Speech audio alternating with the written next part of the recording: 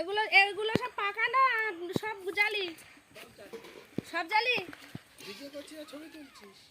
Video করছি।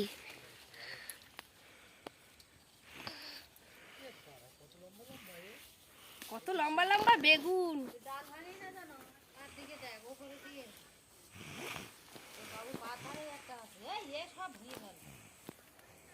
চল ওইদিকে চল, তার দিকে তাকিয়ে হাঁট।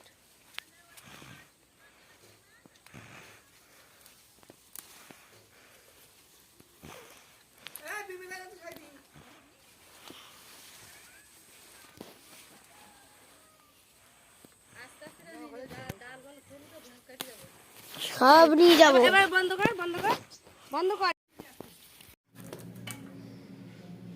বেগুনগুলোকে কেটে নেব। আগে থেকে আমি চিংড়ি মাছটা ভেজে রেখেছি।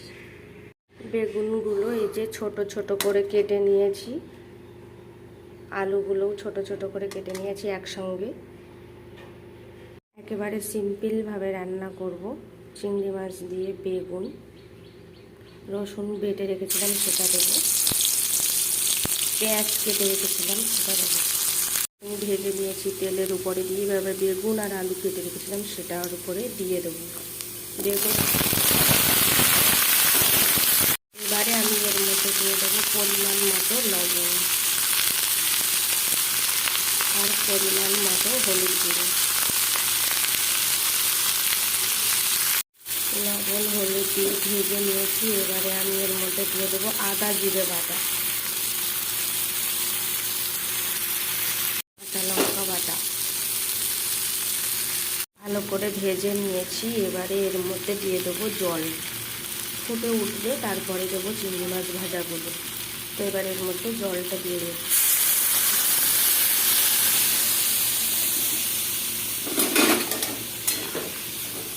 এবার এটা ঢেকে রাখি, ফুটে উঠলে চিংড়ি মাছটা দেবো।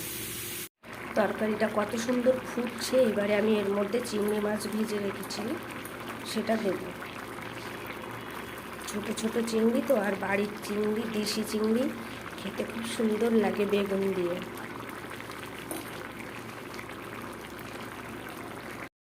আমার বেগুন চিংড়ি হয়ে গেছে। তো আপনাদের কেমন লাগলো ভিডিওটা অবশ্যই জানাবেন কমেন্ট করে, আর লাইক করে আমার পাশে থাকবেন। যদি নূতন হয়ে থাকেন অবশ্যই আমার চ্যানেলটি সাবস্ক্রাইব করবেন, করে আমার পাশে থাকবেন। আজকের মতো টাটা, দেখা হবে আবার একটা নতুন ভিডিও নিয়ে।